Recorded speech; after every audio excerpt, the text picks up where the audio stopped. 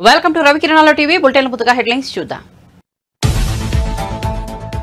తణుకులో ప్రజాగలం సభ హాజరైన చంద్రబాబు పవన్ కళ్యాణ్ ప్రజాగలం దాటికి వైసీపీ కొట్టుకుపోవడం ఖాయమన్న చంద్రబాబు మరోసారి ముగ్గురం కలిశామని ఇక తమకు ఎదురు లేదని ధీమా.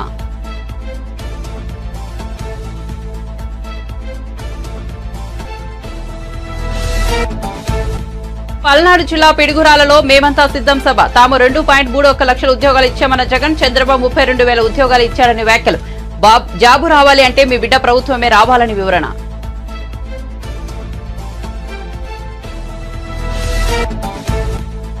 విజయవాడ వెస్ట్ సీటును ఆశించి భంగపడ్డ జనసేన పోతిన మహేష్ పొత్తులో భాగంగా అక్కడి నుంచి పోటీ చేస్తున్న బీజేపీ జనసేనకు గుడ్ బై చెప్పి వైసీపీలో చేరిన పోతిన.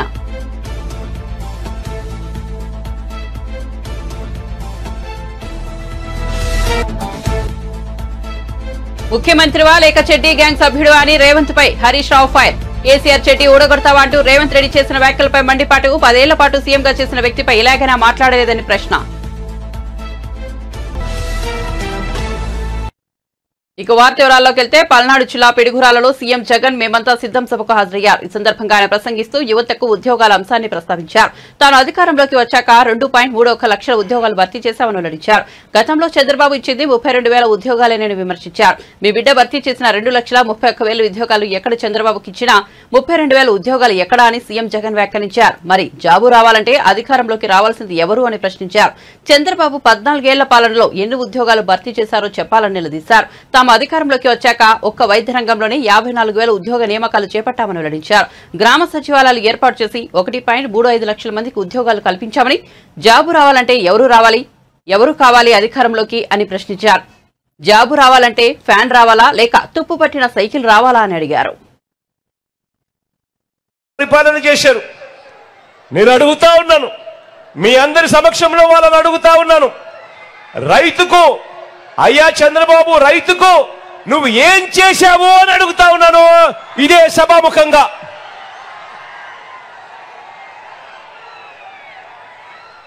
రైతుకు ఏం చేశాడో చెప్పటము ఆయన వల్ల కాదు, కానీ నేనే చెబుతా ఆయన ఎంత ద్రోహం చేశాడు. చెప్పాలా?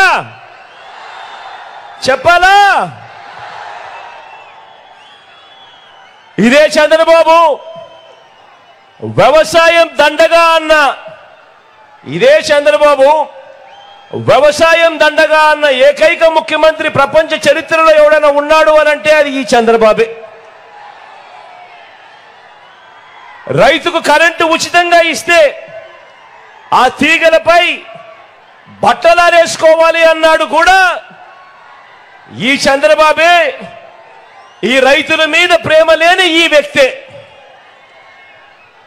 ఏకంగా రైతులను విచారించేందుకు ప్రత్యేక పోలీస్ స్టేషన్లు నెలకొల్పిన వ్యక్తి, ఏకంగా రైతులను విచారణ చేసేందుకు ప్రత్యేక కోర్టులు నెలకొల్పిన వ్యక్తి. ఎవరైనా కూడా ఈ భారతదేశ చరిత్రలో ఎవరైనా ముఖ్యమంత్రి ఉన్నాడు అని అంటే అది కేవలం ఈ ఒక్క నారా చంద్రబాబు నాయుడు గారే. ఇది చంద్రబాబు నాయుడు గారికి రైతుల మీద ఉన్న ప్రేమ. సరే ఇదంతా గతం. మీ అందరికీ బాగా గుర్తు ఉండే ఉంటుంది కదా. 2014 నుంచి 2019 మధ్యలో ఇదే చంద్రబాబు నాయుడు గారు ముఖ్యమంత్రిగా ఉన్నప్పుడు, అధికారంలో ఉన్న మూడోసారి ఆయన ముఖ్యమంత్రిగా ఉన్నప్పుడు మాత్రమే నియామకం చేశాడు అని అంటే కేవలం 32,000 ఉద్యోగాలు మాత్రమే నియామకం చేసిన చరిత్ర ఆయనది. మరి ఎక్కడ మీ బిడ్డ చేసిన 2,31,000 ఉద్యోగాలు, మరి ఎక్కడ ఆ చంద్రబాబు గారు చేసిన కేవలం 32,000 ఉద్యోగాలు అని ఆలోచన చేయమని అడుగుతా ఉన్నా. ఆలోచన చేసి మీ అందరినీ ఇవాళ అడుగుతా ఉన్నా, మరి జాబు కావాలి అని అంటే రావాల్సింది ఎవరు అని అడుగుతా ఉన్నాను. జాబు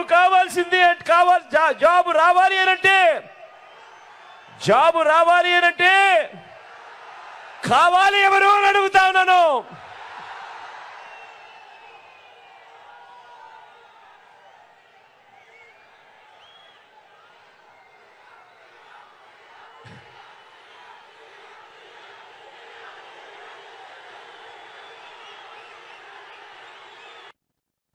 జగన్ కబంధ హస్తాల నుంచి రాష్ట్రాన్ని కాపాడుకోవాలని టీడీపీ అధినేత చంద్రబాబు పిలుపునిచ్చారు. పశ్చిమ గోదావరి జిల్లా తణుకులో నిర్వహించిన ప్రజాగలం బహిరంగ సభలో చంద్రబాబుతో పాటు జనసేన అధినేత పవన్ కళ్యాణ్ పాల్గొని ఉమ్మడి ప్రచారం నిర్వహించారు. చంద్రబాబు మాట్లాడుతూ సుఖవంతమైన సినిమా జీవితాన్ని వదులుకుని ప్రజల కోసం నిలబడిన నిజమైన హీరో పవన్ కళ్యాణ్ అని అభినందించారు. నాకు అనుభవం ఉంది, పవన్ కు పవర్ ఉంది. అగ్నికి వాయు తోడైనట్లు ప్రజాగలానికి వారాహి తోడైంది. అహంకారాన్ని బూడిద చేస్తుంది. రాష్ట్రాన్ని కాపాడడానికి 3 పార్టీలు కలిశాయి. సైకిల్ స్పీడ్ కు తిరుగులేదు, గ్లాస్ జోరుకు ఎదురులేదు. వచ్చే ఎన్నికల్లో వైఎస్ఆర్సీపీ కొట్టుకుపోవడం ఖాయమని వ్యక్తిగత దాడులు తట్టుకుని పవన్ నిలబడ్డారన్నారు. ప్రభుత్వ వ్యతిరేక ఓటు చీలకూడదని మొదటి చెప్పిన వ్యక్తి ఆయనే అని తెలిపారు. కమల వికాసానికి అడ్డే లేదని మీకు తెలియజేస్తున్నా. నేటి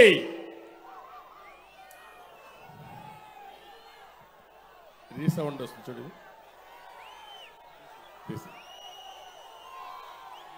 నేటి తణుకు సభ సాక్షిగా చెప్తున్నా, సైకిల్ స్పీడ్కు ఇంకా తిరుగులేదు, గ్లాస్ జోరుకు ఎదురు లేదు. కమల వికాసానికి అడ్డే లేదు. రాష్ట్రానికి అన్ని మంచి రోజులే. మా తమ్ముళ్ళు చెప్తున్న యువతకి, తమ్ముళ్ళు భవిష్యత్తు మీదే. రాష్ట్రాన్ని కాపాడుకోవడానికి 3 పార్టీలు చేతులు కలిపాం. 3 జెండాలు వేరు, ఆ జెండా ఒకటి. అదే సంక్షేమం, అదే అభివృద్ధి, ప్రజాస్వామ్య పరిరక్షణ అని చెప్పి మరొకసారి మీకు తెలియజేస్తున్నా. 2014లో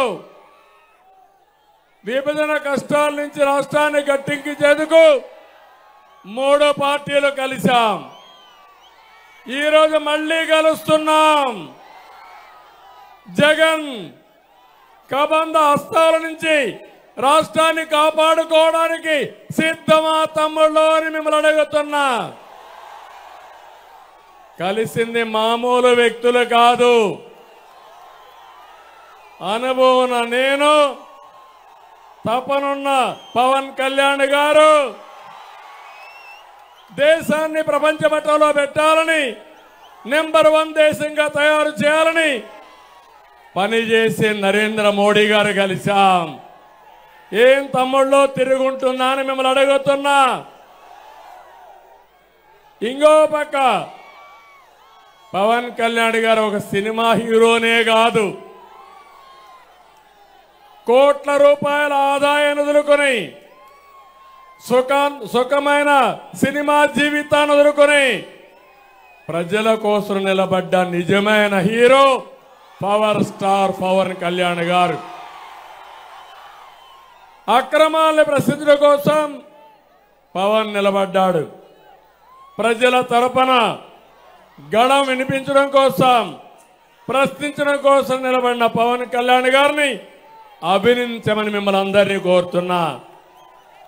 ఈ క్రమంలో పవన్ కళ్యాణ్ గారు 2 రోజుల క్రితం జనసేన పార్టీకి రాజీనామా చేసిన పోతిన మహేష్ వైసీపీలో చేరారు. సీఎం జగన్ సమక్షంలో ఆయన వైసీపీ తీర్థం పుచ్చుకున్నారు. ఈ సందర్భంగా పోతిన అనుచరులు కూడా వైసీపీలో చేరారు. వీరందరికీ జగన్ పార్టీ కండువా కప్పి వైసీపీలోకి ఆహ్వానించారు. విజయవాడ వెస్ట్ నుంచి జనసేన టికెట్ ను పోతిన ఆశించి భంగపడ్డారు. పొత్తులో భాగంగా ఈ స్థానాన్ని బీజేపీ తీసుకుంది.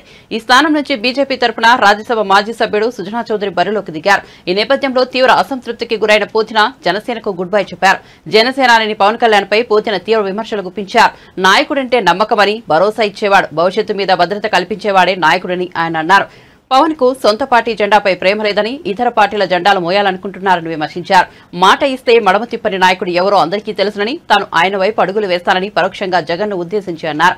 ఆయన చెప్పినట్లుగానే జనసేనలో చేరారు.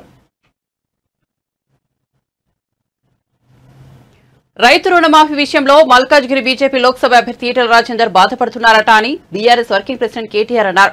బుధవారం మల్కాజ్గిరి నియోజకవర్గ ముఖ్య నేతలతో ఆయన భేటీ అయ్యారు. ఈ సందర్భంగా మాట్లాడుతూ ప్రధాని మోదీ బడా వ్యాపారులకు చెందిన 14.5 లక్షల కోట్ల రూపాయల రుణాలను మాఫీ చేశారని, కానీ రైతులకు సంబంధించి ఒక్క రూపాయి రుణం కూడా మాఫీ చేయలేదని విమర్శించారు. ఈ 10 ఏళ్లు ఏం చేశారని ప్రశ్నిస్తే చెప్పేందుకు బీజేపీ నేతల వద్ద ఏమీ లేదన్నారు. అందుకే రైతు రుణమాఫీ విషయంలో ఈటెల రాజేందర్ బాధపడుతున్నారట అని పేర్కొన్నారు. పనులు చేసుకున్నాం సరే, కారణమైన ఏదైనప్పటికీ ప్రజలు ఒక్కసారి వేరే వాళ్ళకి ఛాన్స్ ఇద్దాం, 10 ఏళ్లు కేసీఆర్ కు టీఆర్ఎస్ ఇచ్చినాం కదా అని చెప్పి ఈసారి కాంగ్రెస్ పార్టీకి అవకాశం ఇచ్చింది. కానీ ఒక్కసారి మీరు గుర్తు తెచ్చుకోండి, ఎన్ని అబద్దాలు చెప్పింది కాంగ్రెస్ పార్టీ అధికారంలోకి రావడానికి. అరిచేతిలో వైకుంఠం చూపెట్టి 420 హామీలిచ్చి 420 హామీలిచ్చి ఇలా గద్దెనెక్కి కూర్చున్నాడు కాంగ్రెస్ పార్టీ ముఖ్యమంత్రి రేవంత్ రెడ్డి గారు. ఎన్ని చెప్పిండు యాదకుండాల మీకు. ఇక్కడున్న రైతు బిడ్డలు మా గట్కేసర్ వాళ్ళు గుర్తు తెచ్చుకోండి. డిసెంబర్ 9 నాడు నేను ముఖ్యమంత్రి అవుతున్నా, కాంగానే 2 లక్షల రుణమాఫీ మీద సంతకం పెడతా, ఇప్పటిదాకా లోన్ తెచ్చుకోని వాళ్ళు ఉంటే పరుగున పోండి, పోయి బ్యాంకుకు పోయి 2 లక్షలు తెచ్చుకోండి. రేవంత్ రెడ్డి ఏమంటుండి ఇక్కడ, చౌకీదార్ చోర్ నహీ హై, हमारे बड़े भाई है, నరేంద్ర మోడీ మేరా బడా భాయ్ అని ఇక్కడ రేవంత్ రెడ్డి. అక్కడ రాహుల్ గాంధీ అంటాడు అదానీ ఫ్రాడ్ హే, అదానీ అంటాడు దొంగ. 609వ స్థానంలో ఉండే ధనవంతుల లిస్టులా మోడీ వచ్చినాక 2వ స్థానానికి వచ్చిండు, అదానీ ఫ్రాడ్ అని చెప్పి రాహుల్ గాంధీ అంటున్నాడు. రేవంత్ రెడ్డి ఏమంటుండు, అదానీ ఫ్రాడ్ నహీ హై, అదానీ హమారే ఫ్రెండ్ హై, हम तेलंगाना को उसको ला लेंगे, उसको रेड कार्पेट वेलकम दे देंगे అని చెప్పి దావోస్ లో అలై బలై చేసుకొని ఒక దిక్కు రాహుల్ గాంధీ తిడతాడు, ఇంకో దిక్కు ఈయనేమో కౌగిలించుకుంటాడు. ఇంకో దిక్కు రాహుల్ గాంధీ పాపం ఢిల్లీలో అంటాడు గుజరాత్ మోడల్ एक फेक मॉडल है, बकवास मॉडल है, గుజరాత్ ఏం జరగలే అంత డొల్లా అని రాహుల్ గాంధీ అంటాడు. రేవంత్ రెడ్డి ఏమంటుండు, లేదు తెలంగాణను గుజరాత్ రాష్ట్రాలని తీసుకపోతా, गुजरात मॉडल बहुत अच्छा है, गुजरात मॉडल मेरे को बहुत पसंद है అని రేవంత్ రెడ్డి అంటాడు. ఢిల్లీలో రాహుల్ గాంధీ ఏమో लिकर स्कैम नहीं कुछ नहीं, अरविंद केजरीवाल को गलती से अरेस्ट करे, ये नाइंसाफी है, ఇది అన్యాయం, అరవింద్ కేజ్రీవాల్ అరెస్ట్ చేసుడు లిక్కర్ స్కామే లేదు అని రాహుల్ గాంధీ అంటాడు ఢిల్లీలో. ఇక్కడ రేవంత్ రెడ్డి ఏమంటాడు, లేదు కేసీఆర్ బిడ్డను అరెస్ట్ చేసుడు కరెక్టే, లిక్కర్ స్కామ్ జరిగింది అని రేవంత్ రెడ్డి మాట్లాడతాడు. కాంగ్రెస్ లోనే అటు రాహుల్ గాంధీ ఇక్కడ రేవంత్ రెడ్డి 2 నాలుకలు.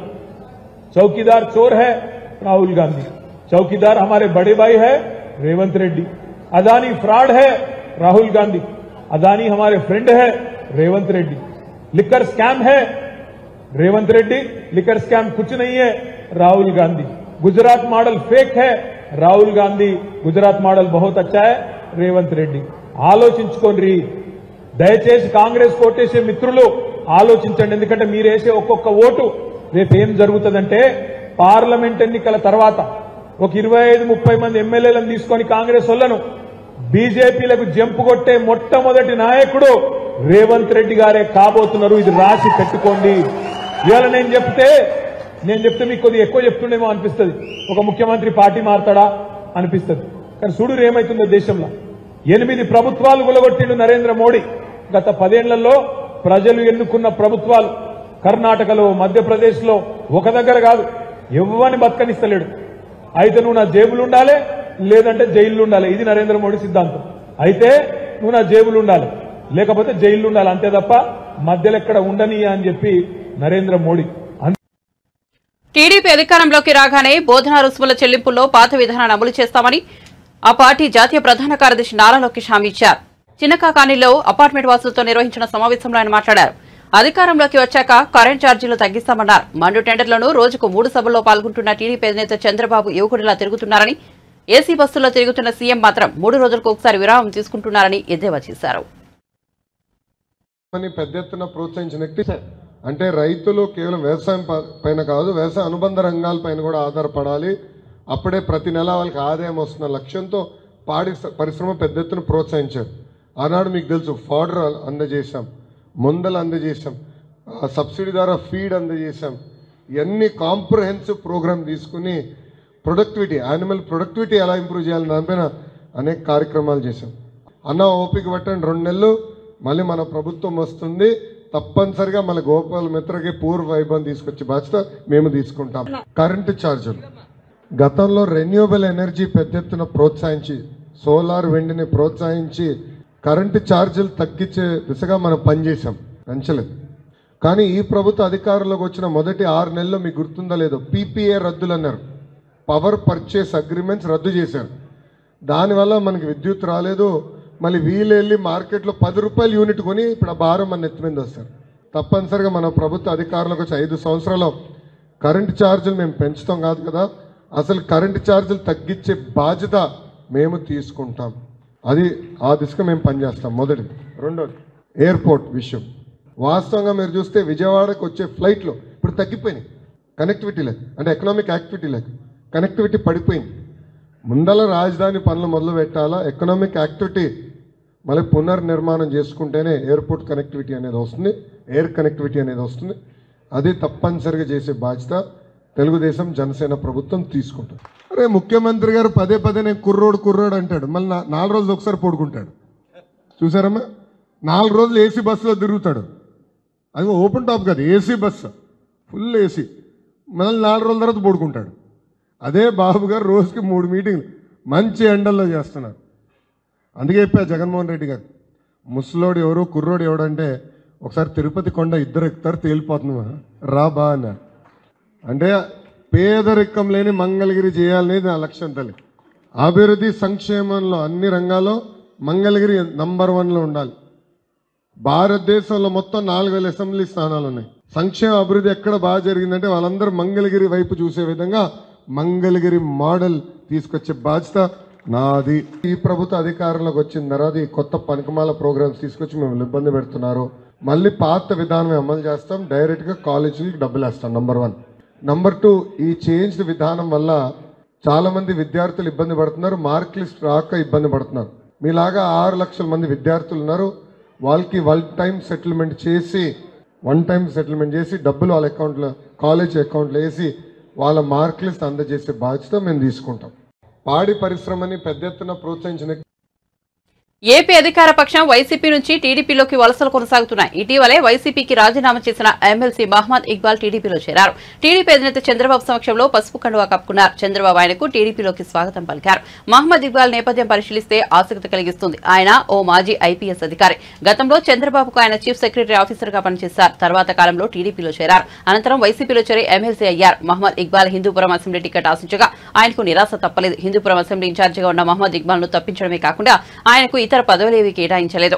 అప్పటి నుంచి ఇక్బాల్ వైసీపీ కార్యకలాపాలకు దూరంగా ఉంటున్నారు. ఈ నేపథ్యంలో ఇటీవల వైసీపీకి ఎమ్మెల్సీ పదవికి రాజీనామా చేశారు. మళ్లీ ఇన్నాళ్లకు సొంతగూడు టీడీపీకి తిరిగొచ్చారు.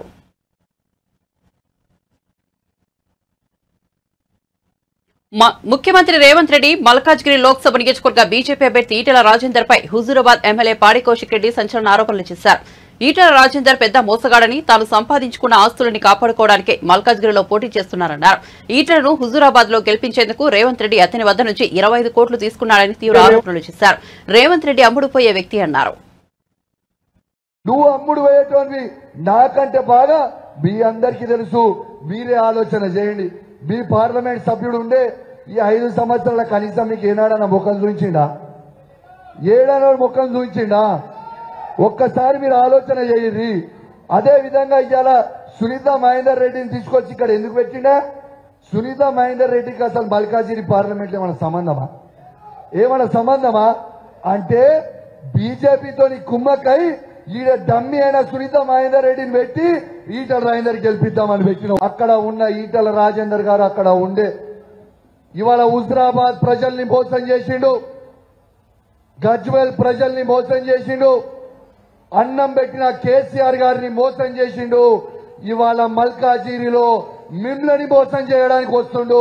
తస్మాత్ జాగ్రత్తగా ఉండండి అని చెప్పి సందర్భంగా మీ అందరు కూడా తెలియజేస్తా ఉన్నాను. ఒక్కసారి ఆలోచన చేయండి. ఇవాళ 20 సంవత్సరాలు నువ్వు అధికారంలో ఉన్నావు కదా, నువ్వు మంత్రిగా చేసినావు కదా, ఒక 5 సంవత్సరాలు అధికారం లేకుండా ఉండలేకపోతున్నావా? ఎందుకు ఇక్కడ మల్కాజిగిరికి వచ్చి పోటీ చేయాల్సిన అవసరం నీకు ఏముంది అని చెప్పి నేను అడుగుతా ఉన్నాను. మీరు బాగా ఆలోచన చేయండి. కేవలం తను సంపాదించుకున్న అక్రమ సొమ్ముని కాపాడుకోవడానికి ఇలా మళ్ళా బీజేపీ అభ్యర్థిగా మల్కాజిగిరికి వచ్చి పోటీ చేస్తా ఉన్నాడు. ఇవాళ కేవలమైన సంపాదించిన ఆ భూములని కాపాడుకోవడానికి ఇవాళ మల్కాజిగిరిలో వచ్చి పోటీ చేస్తుంది దయచేసి మీ అందరు కూడా మర్చిపోద్దని విజ్ఞప్తి చేస్తా ఉన్నాను. నిన్నెక్కడో చూసినా, సోషల్ మీడియాలో ఎన్నో చూసినా, నేను దేవుని గురించి బాగా నమ్ముతా, నేను దేవుని గురించి చెప్తా, నేను మొక్కుతా, గుడిలు కట్టాలి అని చెప్తా ఉన్నాడు. నేను మీకు చెప్తా ఉన్నా, నేను హుజురాబాద్ బిడ్డని. హుజురాబాద్ లో 20 సంవత్సరాల ఏ ఒక్క నాడు కూడా దేవుని బొట్టు కూడా పెట్టుకోలేదు. సిగ్గు లేకుండా ఇక్కడికి వచ్చి మళ్ళా దేవుని గురించి మాట్లాడుతుంది కూడా దయచేసి మీ అందరు కూడా గుర్తు పెట్టుకోవాలని చెప్పి ఈ సందర్భంగా మీ అందరు కూడా తెలియజేస్తా ఉన్నాను. హైదరాబాద్ రంజాన్ తర్వాత ప్రజల్లోకి వెళ్లాలని కాంగ్రెస్ పార్టీ నిర్ణయించినట్టు తెలిపారు మునుగోడ ఎమ్మెల్యే కోమటిరెడ్డి రాజగోపాల్ రెడ్డి. భువనగిరి పార్లమెంట్ స్థానంపై సీఎం రేవంత్ రెడ్డి సమీక్షా సమావేశం నిర్వహించారు. భువనగిరి పార్లమెంట్ నియోజకవర్గ స్థాయి ముఖ్య నేతలతో చర్చించారు. అనంతరం మీడియాకు ఆ వివరాలను రాజగోపాల్ రెడ్డి తెలిపారు. అదేవిధంగా 12 నుంచి 18వ తారీఖు వరకు 7 నియోజకవర్గాల్లో ప్రతి నియోజకవర్గంలో 5 నుంచి 6 వేలకు తగ్గకుండా ముఖ్య కార్యకర్తల సమావేశాలు 7 నియోజకవర్గాలు 18వ తారీఖు కంప్లీట్ చేసి 21 నాడు పెద్ద ఎత్తున నామినేషన్ ప్రోగ్రాం చేసుకొని రేవంత్ రెడ్డి గారు ముఖ్యమంత్రి గారు వస్తున్నారు. సోదరులు కోమటిరెడ్డి వెంకటరెడ్డి గారు కూడా నామినేషన్ కార్యక్రమానికి రేవంత్ రెడ్డి గారు ఇద్దరు వస్తారు ఆ రోజు. ఆ తర్వాత మే 1st వీక్లో నల్లగొండ జిల్లాకు ప్రియాంక గాంధీ గారు వస్తున్నారు. మిర్యాలగూడలో ఒక మీటింగు, బహిరంగ సభ, చౌటుపల్లి ఒక బహిరంగ సభ.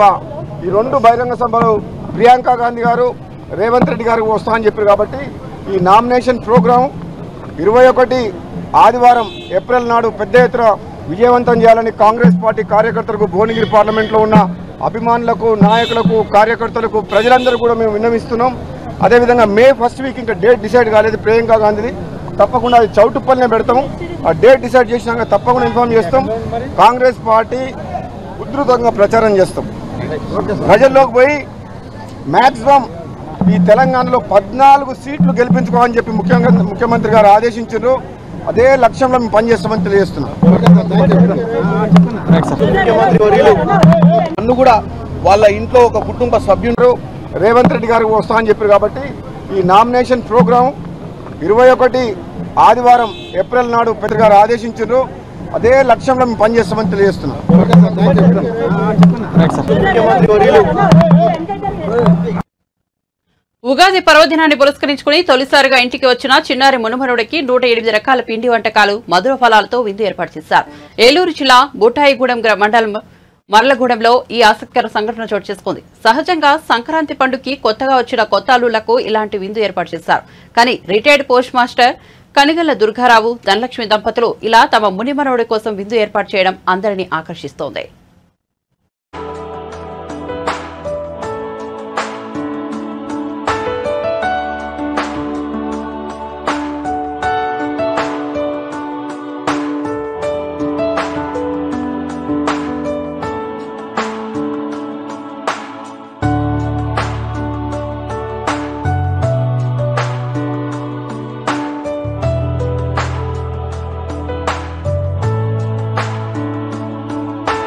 బుట్టాయిగూడెం మండలం మర్లగూడెం గ్రామంలో మా ఇంటికి మా పెద్దమ్మాయి కూతురు వాళ్ళ అబ్బాయి అల్లుడితో వచ్చారు.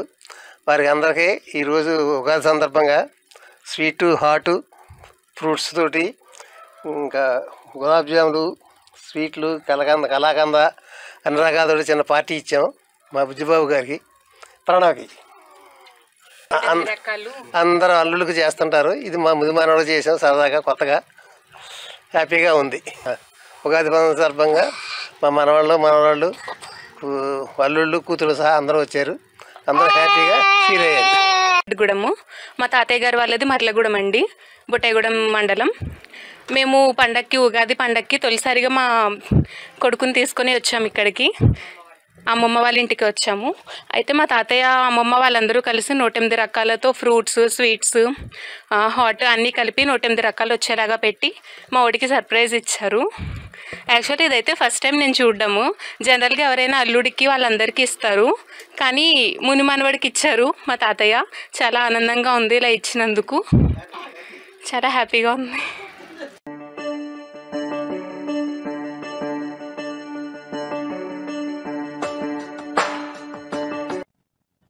మాజీ ఎంపీ వినోద్ కుమార్, ప్రస్తుత నేత బండి సంజయ్ కరీంనగర్ పార్లమెంట్ నియోజకవర్గ అభివృద్ధికి ఏం చేశారో చెప్పాలని మంత్రి పొన్నం ప్రభాకర్ సవాల్ విసిరారు. కొండగట్టు ఆంజనేయ స్వామి ఆలయాన్ని ఆయన బుధవారం దర్శించుకున్నారు. గతంలో కొండగట్టులో జరిగితే కేసీఆర్ ఒక్కసారైనా రాలేదని ధ్వజమెత్తారు.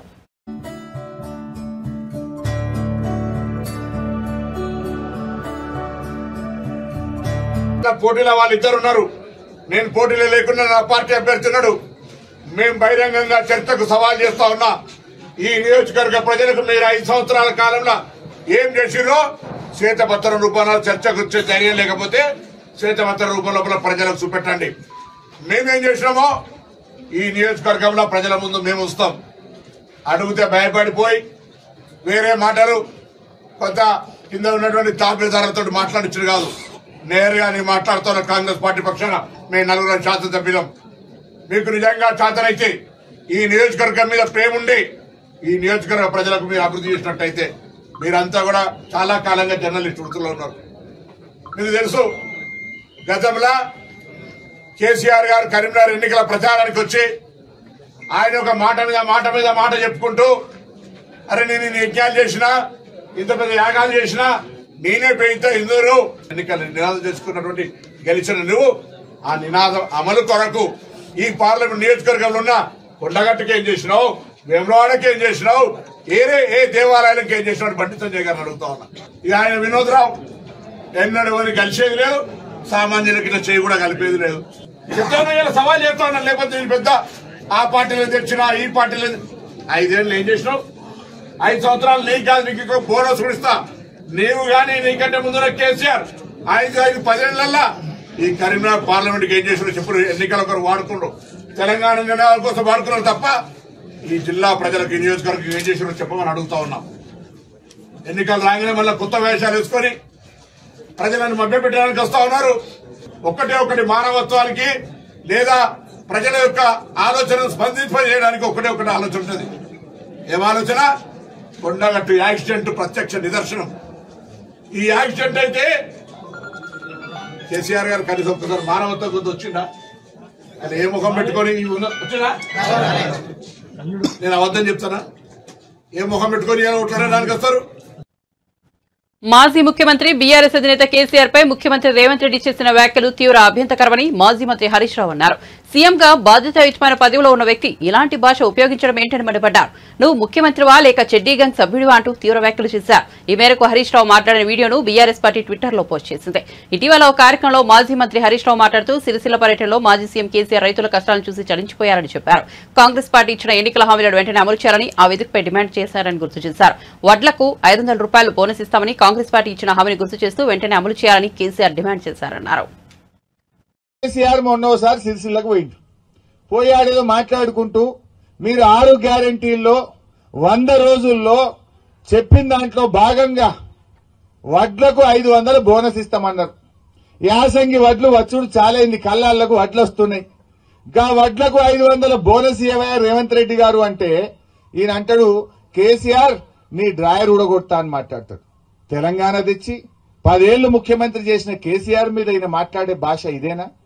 నువ్వు రాష్ట్ర ముఖ్యమంత్రివా చెడ్డీ గ్యాంగ్ సభ్యుడివా నేను అడుగుతా ఉన్నా.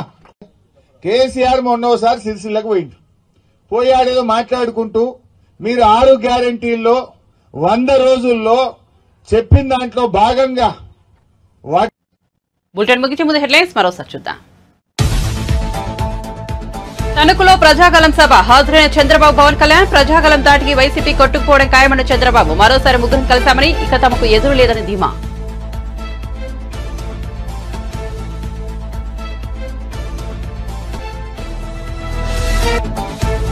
పల్నాడు జిల్లా పిడుగురాలలో మేమంతా సిద్ధం సభ తాము 2.31 లక్షల ఉద్యోగాలు ఇచ్చామన్న జగన్ చంద్రబాబు 32,000 ఉద్యోగాలు ఇచ్చాడని వ్యాఖ్యలు. జాబు రావాలంటే మీ బిడ్డ ప్రభుత్వమే రావాలని వివరణ.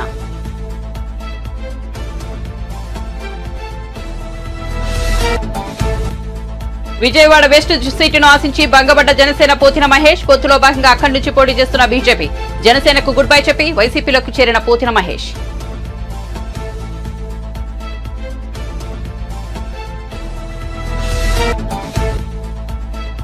ముఖ్యమంత్రివా లేక చెడ్డీ గ్యాంగ్ సభ్యుడివా అని రేవంత్ పై హరీష్ రావు ఫైర్. కేసీఆర్ చెడ్డీ ఊడగొడతానంటూ రేవంత్ చేసిన వ్యాఖ్యలపై మండిపాటు 10 ఏళ్ల పాటు సీఎంగా చేసిన వ్యక్తిపై ఇలాగైనా మాట్లాడలేదని ప్రశ్న. మరిన్ని అప్డేట్స్ కోసం చూస్తూనే ఉండండి రవికిరణాలు టీవీ.